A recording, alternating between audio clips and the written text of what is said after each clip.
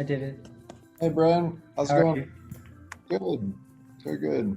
Thanks so much for taking the time for this chat. I know you're incredibly busy during this time, so it really means a lot. It's all good, man. So could you please start off by giving a brief background on Soapbox Soaps and what you're looking to achieve? Also, what kind of inspired you to start this company? Yeah. So first and foremost, thank you so much for having me on your fireside chat. Uh, and second, Soapbox was started because I used to be a subcontractor for the United States Agency for International Development.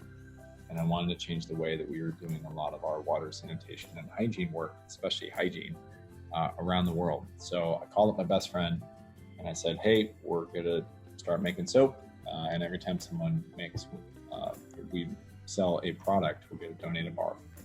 And he was like, you're absolutely crazy. And we started with incredibly humble origins. We started making it in my kitchen back in 2010. And then we grew into body wash and then shampoo and then conditioner and then deep conditioners and then lotions. And now we make hand sanitizer and sanitization wipes. And we pretty much cover a lot of ground when it comes into health and beauty and personal care. So we've donated over 10 million bars. We will donate probably another 10, maybe 15 million bars this year. And it's been a wild ride. So how does the donation process work? Is it like you buy a product and then you donate one bar of soap? Got it.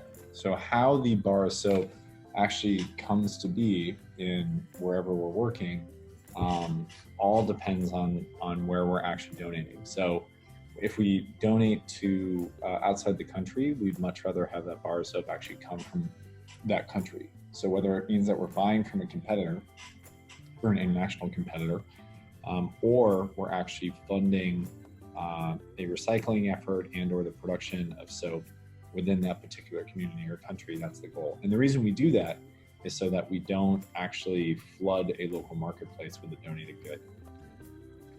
So you mentioned that you entered the hand sanitizer market, right?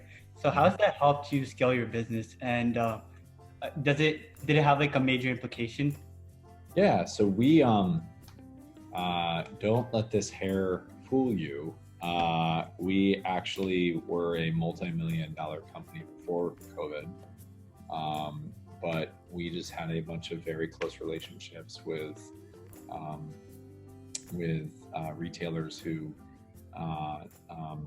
that we could lean on and that we could activate.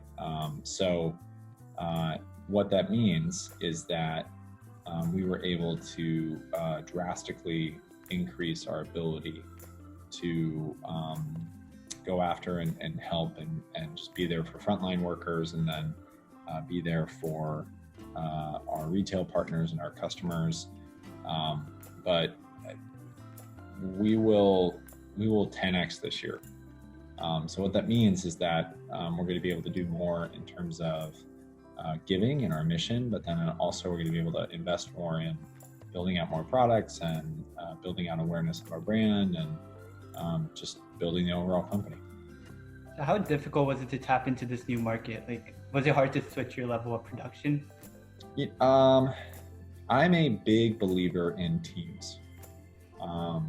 We have a phenomenal one, and our team turned around products. We've turned around over 20 different products, 25 different products in about 3 months, which is stupid. That's record speed for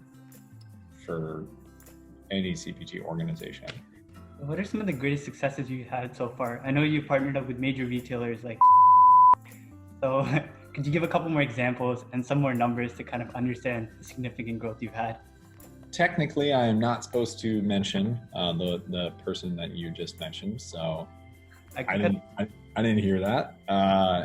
But we actually have more failures than we have successes, and I actually am proud of that. We take a lot of shots. I would like to see, and I think the thing is that like our failures aren't that big. So like we'll fail very quickly, and then we'll pick ourselves back up, and just and keep on at it, trying to figure out what we can do and how we can grow and what we can build upon. and all those buzzwords that most people say about like fail fast. But our greatest success is our resilience, period. We used to look like this. That's what Soapbox used to look like. And now, like, this is one of our treatments that we're launching in a couple weeks. We look like that. Got it. You mentioned challenges, right? So do you want to bring up a couple more challenges that you've had throughout the journey? Yeah. Where would you like to start? During COVID, we had 2 of our plants that we work very closely with have COVID outbreaks. Thankfully, no one perished, which we're incredibly thankful and grateful about. We've had planes not arrive. We've had tractor trailers not arrive on time. We've had we almost ran out of money multiple times in the company's history over the past 10 years. There's so many times. And I think the other thing is that like one of the biggest things that I've realized through this whole 10-year entrepreneurship journey is it's a roller coaster. Within a day, within hours, you can have amazing highs and super lows. You get an email from a customer that you've been working on for 18 months, just like, yes, let's go. And the next email can be, hey, it turns out that this pump is 3 times more expected, or 3 times more expensive than what you expected it would be, which means that the email you just got from the customer is now an unprofitable deal. So you're like, so it's about consistently seeing, what is over the next hill and planning that vision and pushing the team to go forward. That's honestly, if anyone is still listening, hopefully you are, that would be my advice to anyone who wants to get into entrepreneurship, and or if you are in a different career field and you really have something that you're just dying to see born, and you really want to put your heart and soul into it. A lot of it is about determination. So what are the future plans for your company? Where are you headed next? Sorry to make that weird face. What I'm most excited about is we now have the ability to support our charitable partners at the equivalency of a small family office. So family offices in America are usually very wealthy families that have to set up an office to manage their wealth. And some family offices, most, decide to give away a portion of their wealth to charities.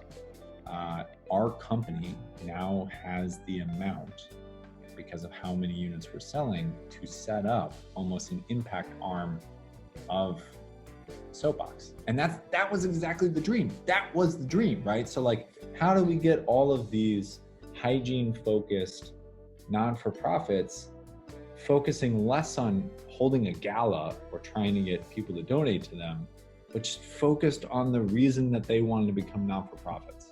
How do you get them in the field so that they are actually boots on the ground doing the work that is the whole reason that we started our company for? So we view it as a virtuous cycle. You make an amazing product and you empower that consumer to be the change maker that then enables that good work to be done.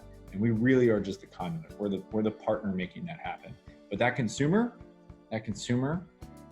needs to be surprised and delighted by your product.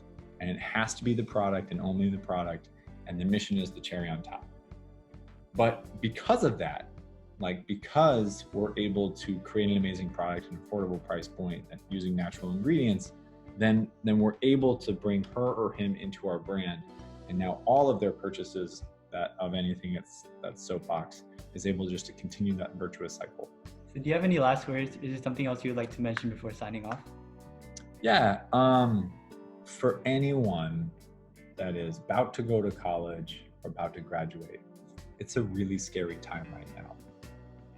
And I get that.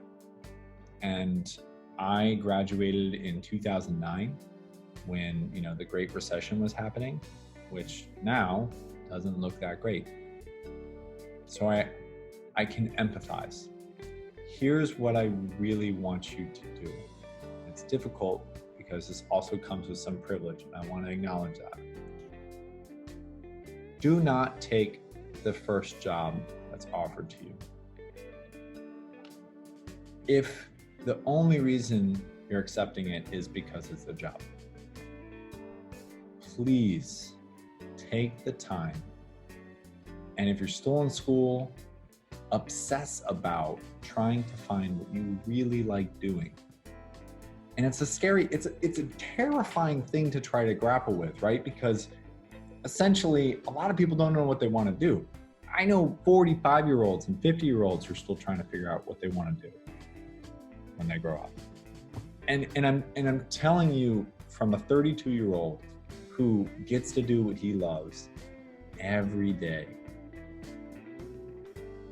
the number one thing that I could wish for any of you is that you find what you love to do and then you just pursue it. So that's it, man. I'm so privileged and honored to be on your show. Thank you so much, David. I've actually learned so much from this conversation. I'm excited to see all the great work your team does in the future. Thanks, man. Absolutely. All right. Bye, David. Have a good day.